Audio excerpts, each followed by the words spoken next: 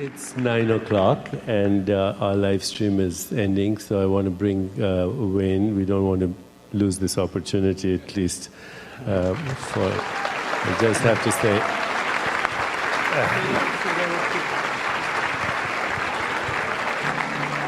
So, I've known Wayne now for 25 years. We've grown up together. He just looks a little older, but we are brothers. Sit down, Wayne.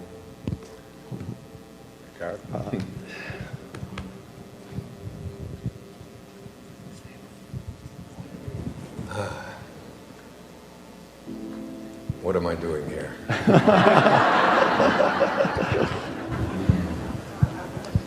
It was at the very last observation you made, Deepak, that the word love finally came in. And it's been my journey to learn to come to a new kind of love in my life. I have been reading a great teacher from Bulgaria whose name was Peter Dunov, of whom Einstein said at the height of his popularity back in the 30s that the whole world bows before me and I bow before Peter Dunov. Peter Dunov was a man who talked about a different kind of love. He said there are basically three kinds of love. One is human love, and human love is a love that changes and varies. So this is a love that I love you, but you came home late and you forgot Valentine's Day, so I don't love you so much. And it's constantly changing. I love you, I hate you, and on and on it goes. And then there's a love that he called spiritual love, which is a love that never changes, but it does vary. This is the love that I can only define as the love I have for my children. I have 8 of them, and it really doesn't matter what they do or how they behave, how they conduct themselves. The love is just there. I'm sure the people who've committed some of these atrocities that we've been experiencing the last few months here in America, the mothers of these people still love them. Having 8 children, I know that it varies. Sometimes it's a little stronger than others. But it's always there, and I'm sure you know that with your children, and I see Rita there, as we were talking about her children, your children. And then there's a love that Peter Dunov spoke about, which is a love that he calls divine love. And this is a love that never changes, and this is a love that never varies. And this is a love I aspire to. And the only way I can describe it, it's in the Gospel of Thomas, in the Nag Hammadi scrolls that were found in 1945. Jesus is quoted as saying that when you make the two one, then you can enter the kingdom. And the opening line of the Tao Te Ching, a book that I studied and lived and wrote a whole series of essays about, the opening line of the Tao says, "The Tao that can be named is not the Tao." And so I try to imagine a love that Jesus spoke about when you take the two and make it one. So this is a love that has no opposites. So if I were to ask you the word, I said, what is joy? I'm going to say, what is the opposite of joy? Most of you would probably say something like despair or sadness and so on. And if I ask you to imagine a joy that has no opposite, it's just joy. Or if I were to ask you what's the opposite of love, we could come up with many antonyms to love. try to imagine a love that has no opposite. That's all there is. Nothing else can come out. It's, I was thinking when Eckhart was speaking about what is it in us that, you're talking about happiness. And I was thinking, I don't use the word happy either. Shakespeare, in one of his plays, said, I think he said it this way, my crown is in my heart, not on my head, not decked with diamonds, nor Indian stones, nor to be seen. My crown is called content. A crown it is that seldom kings enjoy. And that kind of love is the love I aspire to. Contentment, a love that knows no opposite. Now we're talking up here about being human, and of course we're all in human bodies, and making the two one is almost impossible for us. There's a woman here in the audience who I didn't even know yesterday that I was going to be here today. I just happened to be staying at a hotel nearby. I'm going to see my publisher tomorrow to do some recording, and then I'm going to Denver to do a workshop on the weekend, a writer's workshop. And sitting next to me on the table is Eckhart Tolle, my friend, a man whom I've done a program with recently called The Importance of Being Extraordinary. And of course, to my left is a man who we call each other brothers. We've loved each other very, very much since the early 1990s. Like, I think it was 1990. So the idea that I was going to be here, I didn't even know this was going on. And and Eckhart said, why don't you come? And here I am. And when I walked in, someone else walked up to me and said, Wayne, what are you doing here? And her name is Anita Morjani. Stand up, Anita. Where are you, dear? Right over there.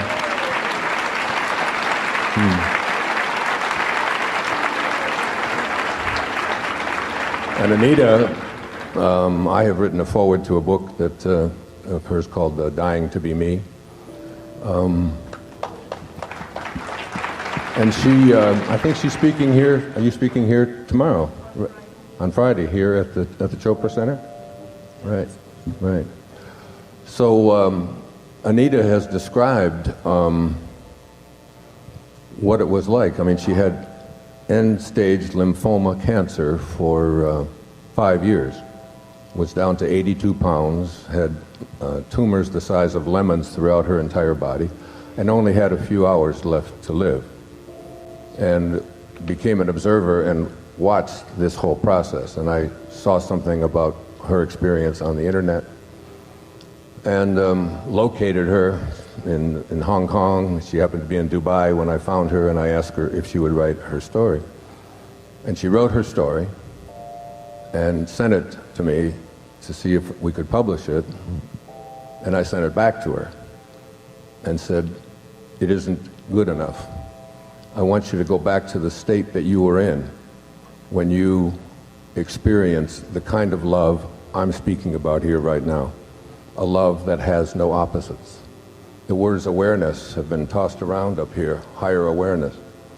But in that state where there is only one, there is no opposite. Whatever you place your attention on, you become. And the only thing that you can feel is a kind of unconditional love. So for me, as I aspire, it is to live a love that has no judgment, no criticism, no condemnation towards any of God's creations. And if we can get to that place, and while we are human, there will still always be the two. The dichotomy will always be there. There will always be the opposite. But in the world that Eckhart describes so beautifully in The Power of Now, we can do this inside here. In here, we don't have to have those judgments, those criticisms, those condemnations. And when we get to that place, because as many of you know, I was diagnosed with leukemia 3 years ago. And I had an experience of having a remote healing from John of God down in Brazil. Many of you, probably everyone in this room, knows who that is. And what I thought happened is that these entities entered into my body and they just healed me of leukemia. But that isn't what happened. What happened is that these entities entered my body and they took out fear. The word leukemia is loaded with fear. It isn't about fear of dying. It's such a word. It's just cancer of the blood. You know, everywhere going through your body. It's all of the things about cancer, the cancer that Anita spoke about so brilliantly in her revised edition of, which was done so beautifully. And so it is, I woke up the morning after I had had this remote healing from John of God, and two of my children were there with me on Maui. One of them was my daughter, and I looked at her and I had never seen her the way I had seen her that morning. And I put my arms around her and I just said, I just can't describe to you how much I love you. And I looked at my son and I put my arms around him. And I looked outside. I live on the ocean. The ocean looked different. I just had never seen it before. The palm trees just looked different. The birds, the grass, every stranger that I encountered. In the Course it says there are two ways of reacting. There's love and there's fear. And everything that is love cannot be fear. And everything that is fear cannot be love. So what I would ask you to do is to ask yourself, how much of my life and the decisions that I make are based upon fear? Do you eat the foods that you eat because you're afraid that if you don't, you'll get sick? Or do you do it out of love? This is my body, this is the temple I live in, and I want to treat it that way. Do you drive the speed limit because you love everyone around you and you want them to be safe? Or do you drive the speed limit because you're afraid that if you don't, you're going to get a ticket, so you have a radar detector, and on and on and on it goes. And I could go on with these kinds of, you can almost look at almost every single thing that we do in our life, and so many of them are based on fear. And what Anita's experience was, when she was in the other realm, is that there is no such thing as fear. And cancer, and Deepak and I have done many programs on this. In fact, I remember in London at the Palladium, you and I standing up there one time asking that question, why so much cancer in our world? Why so much illness? Why so much disease? Because, you know, you used to always say it's perfect health, you know, that we don't, our bodies do not have to, there's nothing physically in there that says these bodies have to get older and they have to deteriorate and they even have to die. And if we could get the fear out of our hearts and just come from a place of no judgment, no criticism, no condemnation towards any of God's children, we could live what Shakespeare was speaking about. We could just be content. And that's all I have to say.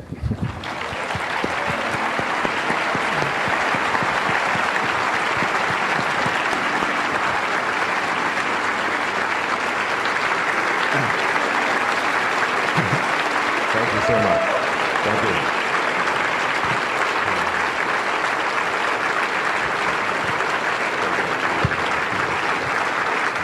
Thank you. Thank you very much.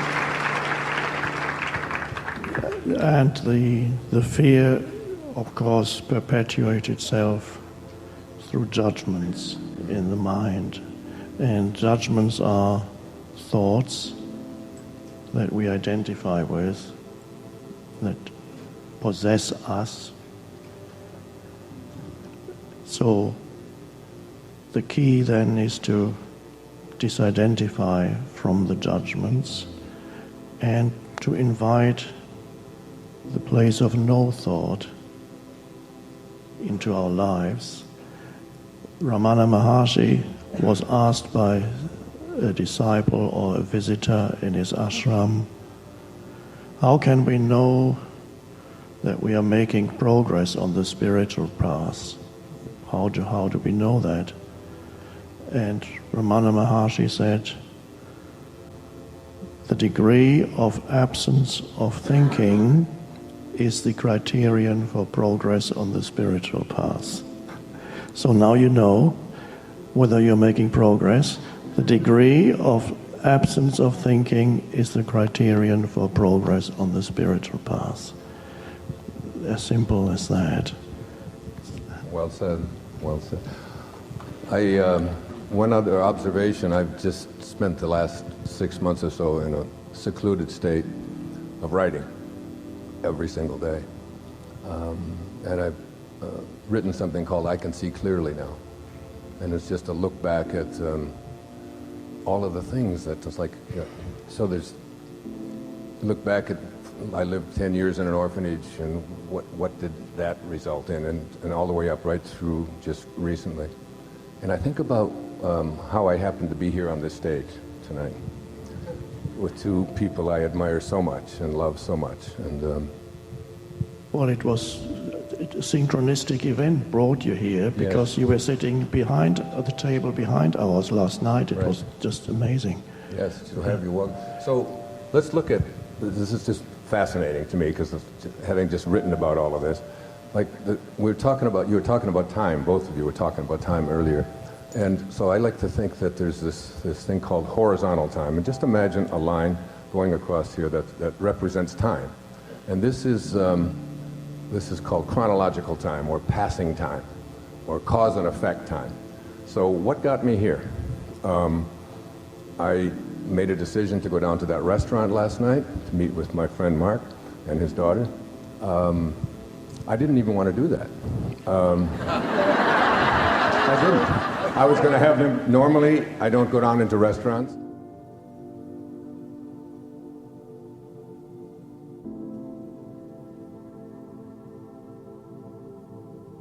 And order room service, but something said, go down there. So there's cause and effect. So Mark called me. I said, okay, I'm not sure, I don't know. And on how did I happen to get here, even to San Diego, that's a whole other story about why I'm even here. And you think that you're making all of these choices and cause and effect. So I did this, and that caused this, and that caused this. And then we showed up in the lobby, and then some young woman from Russia recognized me and wanted me to be on her TV show that she's doing. She's cooking raw foods. And I said, no, I can't do that. And then we went into the restaurant, and then came over. And I meet Stephen Goldhar, who was the brother of someone that I was in love with for several years back, who I haven't seen in a long time. And I see Greg, who worked at the Omega Institute, and whom I've known. And all of these people are showing up, and Eckhart comes over, and we just had a program that just come out, and all of this stuff is going on. So this caused this, caused this, caused this.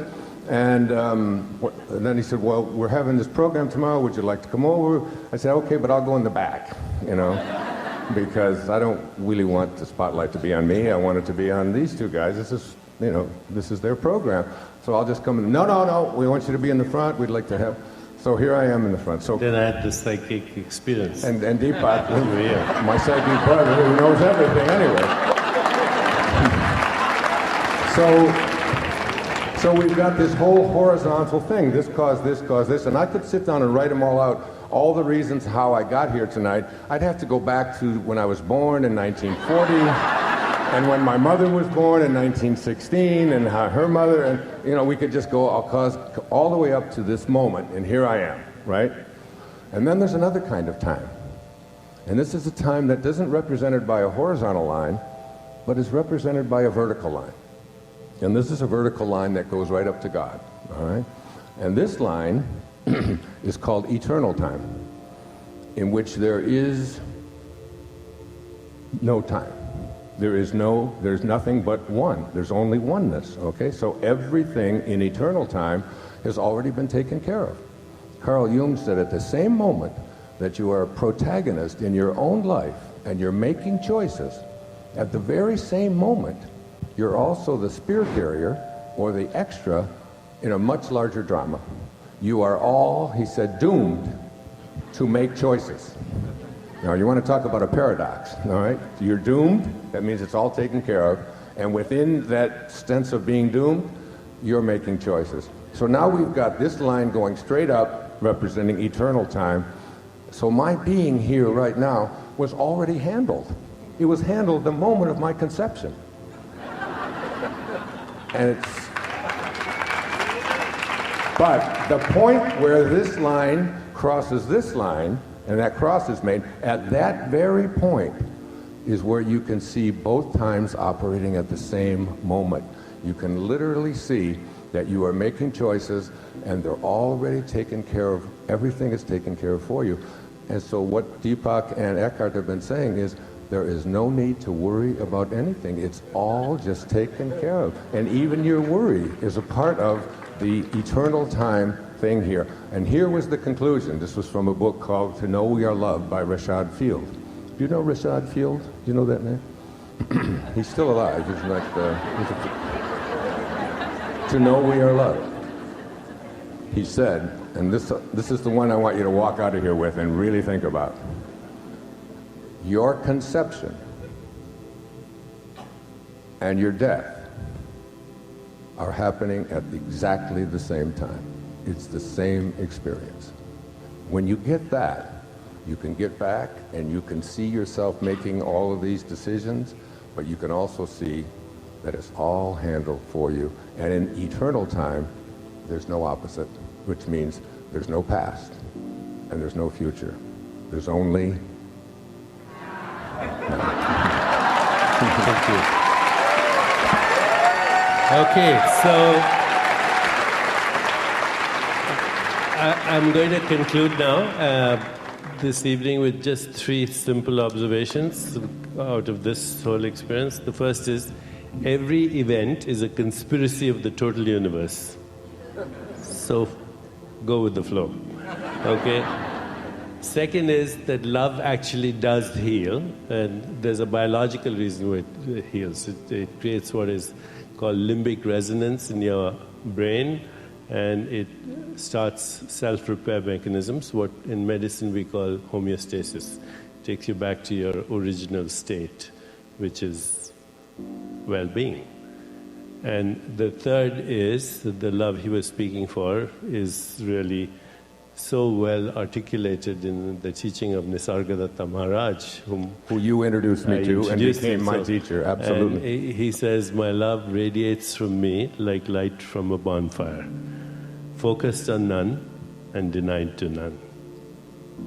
So good night and thank you for having me.